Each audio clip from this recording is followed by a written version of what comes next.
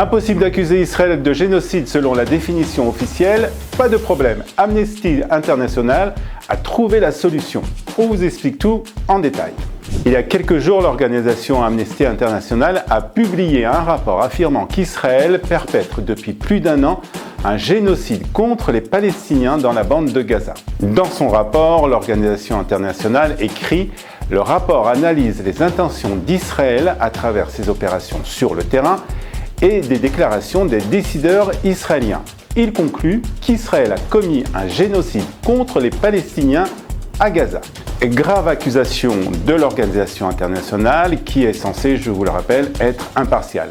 En droit international, pour accuser un pays de commettre un génocide, il faut répondre à une définition bien précise. En 1948, les Nations Unies ont fixé qu'un génocide était des actions menées intentionnellement pour éliminer en totalité ou en partie un groupe national, ethnique, racial ou religieux. Amnesty International a donc mené son enquête, interrogé des milliers de personnes, principalement des Palestiniens, y compris des membres du Hamas.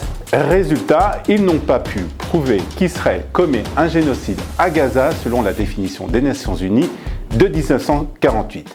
Qu'à cela ne tienne, les dirigeants de Amnesty International ont trouvé la solution: changer la définition de génocide pour qu'elle s'applique aux actions faites par Israël dans la bande de Gaza. À la page 101 et 102 du rapport, on peut lire « Amnesty International considère la définition de 1948 comme une interprétation trop restrictive du droit international qui empêcherait en pratique de conclure un génocide dans le contexte d'un conflit armé. L'organisation estime que la Convention sur le génocide doit être interprétée de manière à garantir que le génocide reste interdit tant en temps de paix qu'en temps de guerre. Et comment détermine-t-il s'il y a génocide ou non? Simple, disent-ils, il suffit d'examiner les preuves dans leur contexte général et de décider sur quoi mettre l'accent et ce qu'il faut ignorer en fonction de la conclusion qu'ils ont déjà décidée. Un rapport qui soulève de sérieuses questions sur l'impartialité d'une organisation censée défendre les droits de l'homme.